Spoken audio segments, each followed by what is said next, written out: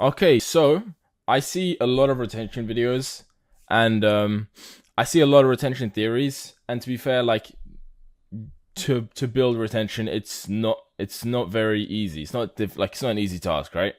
There's a lot of different things that go into it that ultimately get you higher retention. But when it comes to merely like first principle basis, like I'm talking looking into the science and looking into the psychology of retention. How can we like what is it like what is it that gets people to watch stuff, right? So I'm gonna talk about that. I'm gonna talk about like things that people would usually think. I'm just gonna cover like the entire topic of retention, I guess.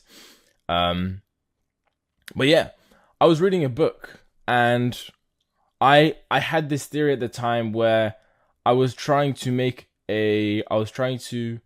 put into words what I thought of retention editing, storytelling, and all of that. Because there was a lot of stuff that I had learned, a lot of stuff that I had, you know, both from experience and from theory. And I was like, I just didn't know how to put it into words. And I saw this, I read this book. And inside there was a story about this experiment that was ran back in 1969.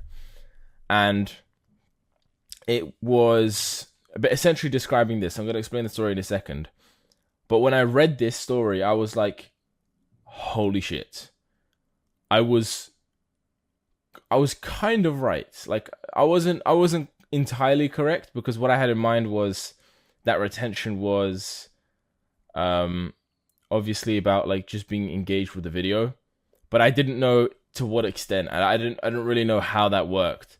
And I was trying to be a contrarian, prove that like, oh, fast images and crazy effects and crazy cutting is bad, boo bad.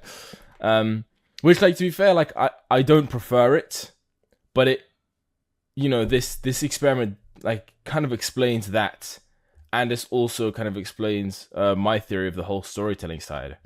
So yeah, um, I'm just gonna sort of get into it. So this image here is from a picture that was ran by a um by the head of research in the original Sesame Street crew, right? So back in 1969, there was this lady called I something McCann. Like we could probably actually search it up now. McCann Sesame Street, right? What's her name? Not Mark. It was a woman. Sesame Street McCann. Okay, I don't know. I don't know her name, but this woman who was the original, who essentially came up with Sesame Street. She wanted back in the day, television wasn't really used for children; it was for adults. So there would be a lot of shows made for adults, and she was thinking, how can we get TV to start educating children? And furthermore, instead of just like educating children directly through the TV, we want to get kids to talk about this show so that those who can't afford TVs, those who can't afford luxuries like that, can listen to the kids. They can talk to the kids, and the kids who could afford TVs, the kids who could watch Sesame Street, could like help them learn. They could teach them. So that way, she had an impact on lives that, to those who couldn't even have TVs, like people who couldn't afford them. So, yeah, 1969, a psychologist from Oregon called Ed Palmer, like he was the head of research for the Sesame Street department. I'm gonna be looking to the right because every now and then I have to remember these facts, because I read them in the book, but it's like there's a lot of information here, right? But yeah, he was the head of research, and he experimented with children and their attention span. He would sit in a room with them, in a room like this, and he would stick the TV on, with a series of TV shows, one of them being Sesame Street, and he would provide them information and results from his experiments to help them further understand the psyche and learning capabilities. So essentially what he did was like, he would bring kids into a room like this, like a bunch of random kids. He would sit them down. They would watch TV here, and they would learn about their attention spans. They'll learn about how much they learned, because ultimately the goal for Sesame Street was for them to learn, right? They didn't give a shit about, they didn't really care about anything except for learning. So they were thinking like, okay, how can we optimize the learning side of things? So there was an experiment called the stickiness factor, right? And he would lay down a bunch of toys on the floor. So let's just pretend that there's like some toys here, some toys here, some toys here, like a bunch of like these fun, attractive, colorful toys on the floor, even though that's, gray. Let's just do it in red. So like there's a bunch of like colorful, attractive toys on the floor, whatever, like, action figure or something, right?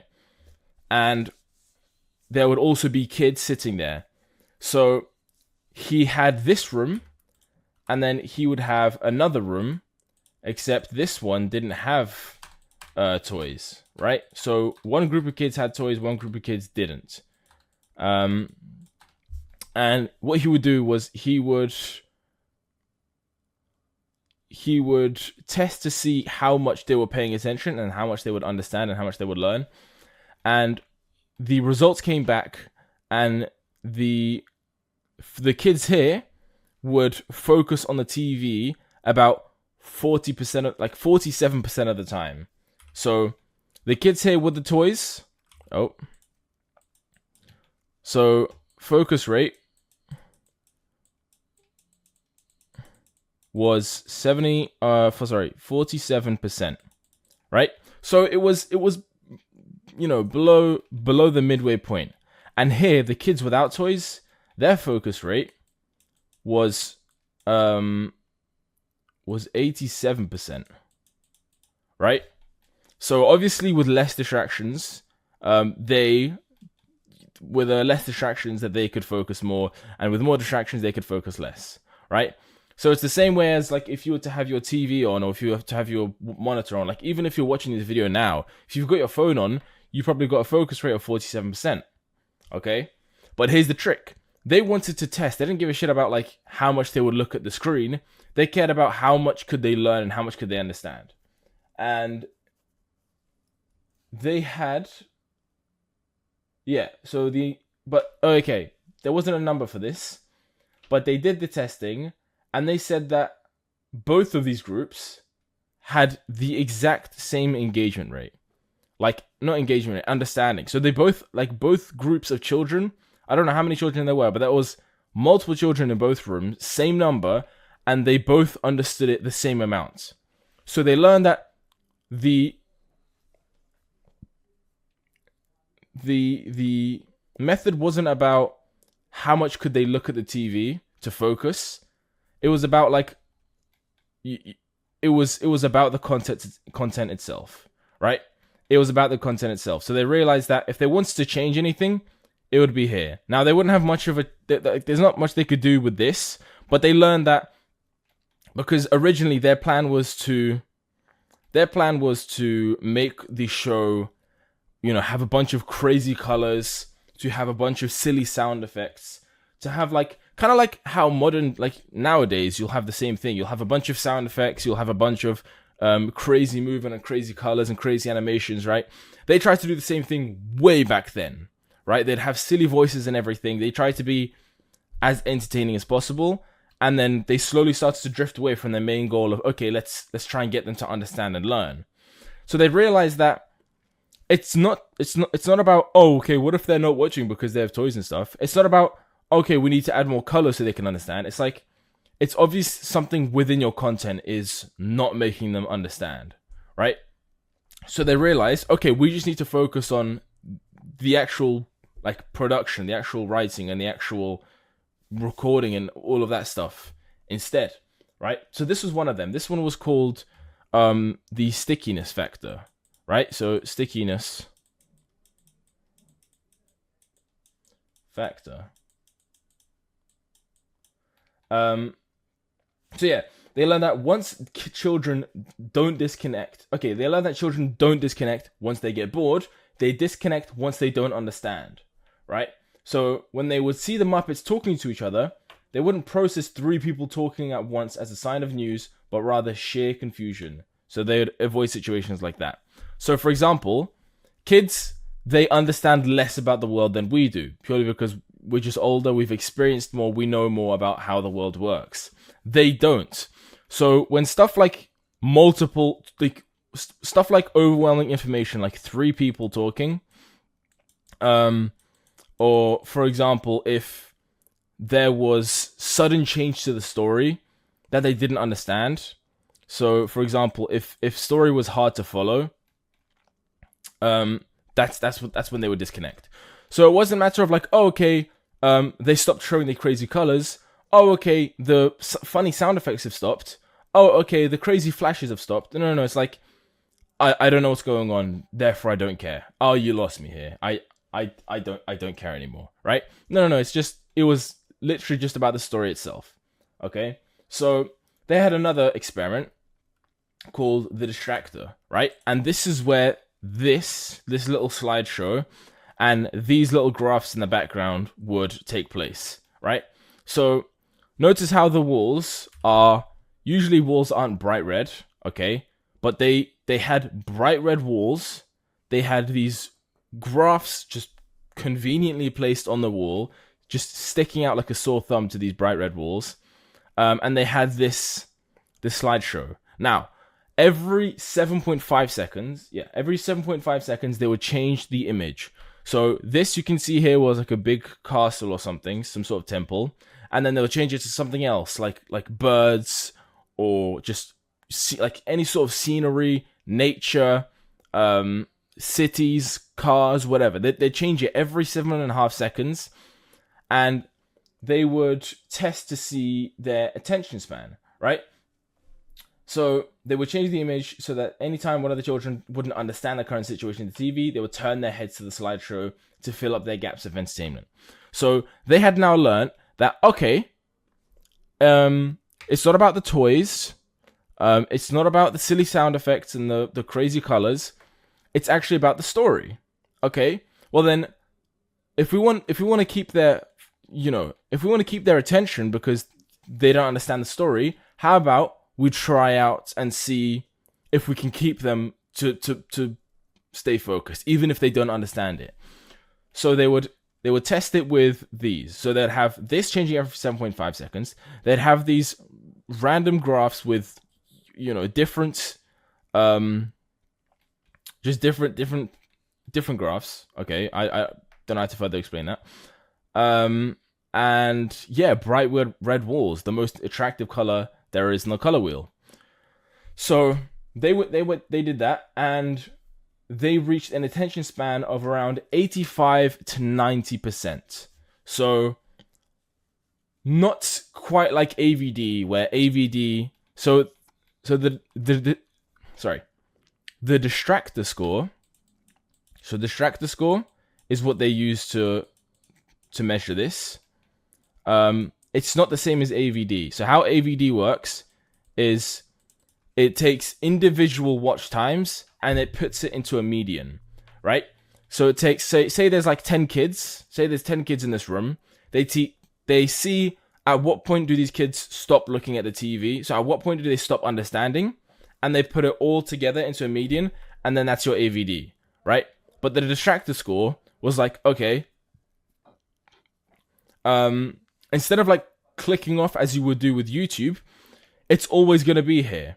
So at how many times do you watch, not understand, so you just look somewhere else, and then you understand again, so you look. Or at least like, you're bored and you're looking back at the TV, just why not, right? So whenever you'd look back at the TV, and whenever you wouldn't, they take a look at that and see how much on average would they do this, okay? Because it's not a matter of once you click off, right? It's a matter of you can always come back to it. So you can't do that with YouTube videos, but you can with this. So the detractor score was just like, in comparison, how many times in comparison did you look at the TV to not? Or even, not even like look at the TV, but just stay focused, right? So how many times were you focused in this entire direction where you could see the graphs or the slideshow or the TV? Okay. And they reached 85 to 90%. Now back then, that was okay, right? That was what they were looking for. Now, had they ever dropped to something like 50, 60, 70, they were struggling. Now, for us, if you get like 50 to 70% AVD, that is good. That is what we're aiming for, right? This is good. Like, but this is like the average for them, right? They wants to somehow get them to look 100% of the time. Insane, right? So yeah, and they learned from this that sometimes it would go to reach 100, and sometimes they'd go back down to 50%, which means they had to go back to the drawing board, right? But yeah, it's made me think, like, I don't even have to look at this anymore. I just realized it just made me think, like, it's so insane how everybody has like all these theories about retention. So in order to learn, they'll go to like, I don't know, who the hell would they even go to? They go to like Paddy Galloway or like Ed Film Booth or, you know, any other retention guru or just like some editor, like you know, me, I guess, and be like, oh, okay, he'd probably know something, which, like, I don't blame you. They probably do. They have experience. But it's like, first of all, why look at somebody else's knowledge when you don't even understand like the first point of retention? Like, why do you even want retention? Do you ever ask yourself, why do you want to get high retention? It's like, oh, because the clients like it. Okay, what is retention? What is retention? And like, genuinely, like, let's look at the basis here, right? The reason why kids was such a good idea to experiment on kids is because it's like, if you take adults, people who are filtered due to their life experiences, some of them are going to be different, right? Some of them will be able to look throughout the entire way, and some of them are going to have TikTok brain and not be able to watch the entire way, right? And that's normal. But kids, they don't have that sort of experience. They don't have that sort of filter. They like it, they like it. If they understand it, they'll understand it, right? And it's kind of like being all at the same sort of playing field or at the same sort of level of intellect, because they're like fresh out the box, bro. They're children, right? But yeah, like, you take a look at children and you see, okay, what are they thinking, and you know, why do they make these decisions? Oh, well, they just got bored. Okay, they got bored. Or is it because they didn't understand? And then they test both of these theories and they're like, oh, okay, no, they did understand.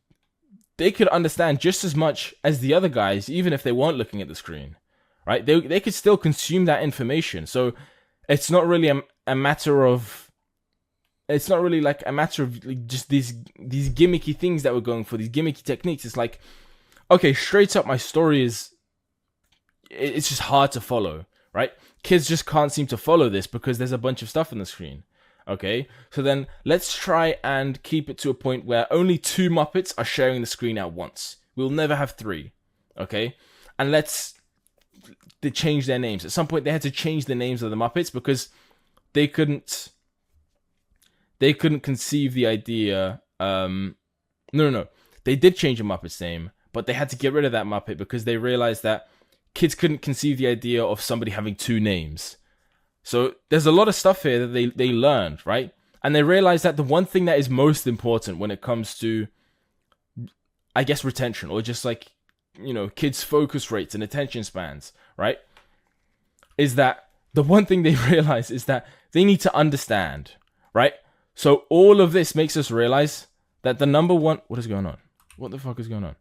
The one thing they need to understand most is that, okay, I mean, the one thing they learn is that they need to understand, first and foremost, right? So you can have your crazy colors, you can have whatever you want to keep their eyes on the screen, but at some point they're going to realize, I'm just looking at crazy colors on the screen, I'm not getting anything out of this, I don't feel anything, right?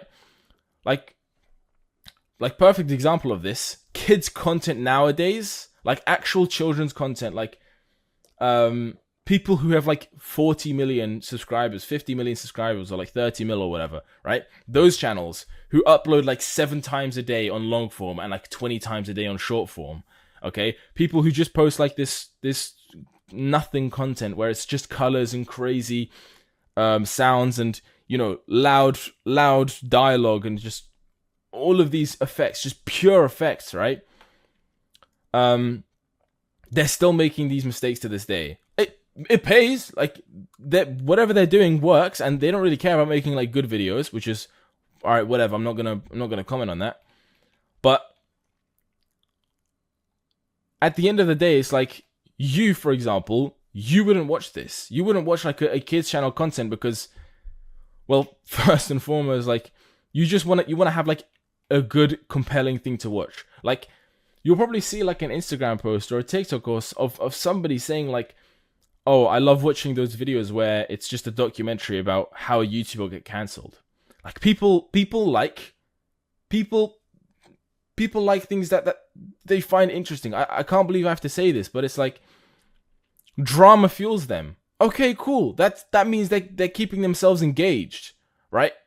That's important. You can have your crazy colors, you can have whatever, but at the end of the day, if you stick somebody, for example, like, depending on your target audience, obviously, depending on who your avatar is, but if you stick someone like me, somebody of my age, or maybe somebody younger, somebody who's like 15 years old, if you stick them on a screen, and they're just watching like a bunch of crazy effects and crazy colors, which is basically just what kids content is. There's no soul, there's no core, it's just like crazy colors, crazy sound effects. Cool, they can look at the screen, because obviously humans are attracted. Like, here's the thing you need to know is like, humans are attracted to 2 things. 1, it's movement, and 2, it's color, right?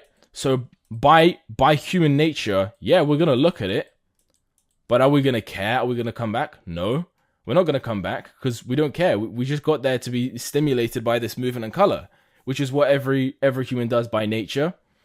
But at the end of the day, if there's no substance to it, if there's no core, and especially if I'm not understanding this, then I'm not going to come back, and I'm not going to watch the rest of the video, okay?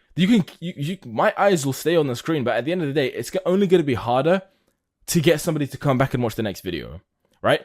Like, who's somebody that does documentary? Because documentary was the example that I used earlier. Internet Anarchist, right? Let's look at this. He's grown so fast, like 1 million subscribers. Look, 700,000, 1 million, 800, 500. So it's not like a constant 1 million, 3.5, 1.5, 4.6, 1.1. Look at this. Look at this. 3.1, 1.1, 1.4, 1.4. Okay. If there's one thing he gets is that people are just engaged. Okay. So his audience loves drama. Teenagers, they're fucking drama fueled. That's all they give a shit about, right? They have nothing good going on in their lives. They just care about drama. And I don't blame them. Look at me. I watched this entire video. I watched this entire video. I watched a bit of this video. I like his content. It's keeping me engaged. I don't need crazy colors, right? So exactly what Ed Palmer and the research team learned over at Sesame Street is that kids don't need their crazy colors. Kids don't need their crazy sound effects. Kids need to understand. Kids need to be engaged, right? That's like, you can have all the tips, you can have all the techniques, but if you're not understanding like the first principles, if you're not understanding the core, the substance of what makes a video have high retention or high engagement, then brother, you're not gonna survive. You're just gonna be stressed out. You're gonna have the craziest hairline by the time you're like 28, okay? Because at the end of the day, like, stuff like Internet Anarchist, right? The reason he gets so many views is because people understand, people are engaged. Along with like many other creators, obviously. This is just the first thing that came to my mind. But it's like, there's not a lot of crazy colors. Sure, he's got great editing. Okay. It's very slow. So it's not like fast paced or anything. Like, if we look at, I don't really know a lot of kids channels. I know one, Lanky Box. Because back in the day, they would hit up like a bunch of people. But look, like, yeah, you see they post a lot, but it's just like, it's so loud. It's just a bunch of colors, a bunch of sounds, a bunch of dynamism, and it's a bunch of nothingness, really. Okay. 46 kids did not like this video. That's unfortunate. Okay. But yeah. That's basically it, right? So of course, by human nature, people understand that we're attracted to these two things. Like, for example, I'm sure you've done this before. Have you ever like sat down with your mates and you just started talking about things, whether it's like something funny conversation, or a story, or you guys just getting deep? If there's a group of you and there's like a TV or a monitor in the room, I can guarantee that at some point, maybe like most of the time, whilst you were talking, you were looking at that, right? You were looking at the TV or you're looking at the monitor, because it's got movement and it's got color, right? More movement and color than probably anything in your house. I mean, movement mostly. I don't know why I said color. But you get the idea, right? Sure, we're attracted to this, but it doesn't mean that like I'm going to come back to this every single time whoever uploads, like whatever creator uploads this, right?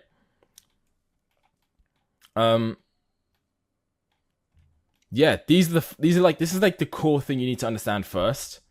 I'm sure I've made like a bunch of videos in this already. I don't know how many of them have been uploaded, but you need to understand it. You need to be engaged. That's the first thing you need to understand, right?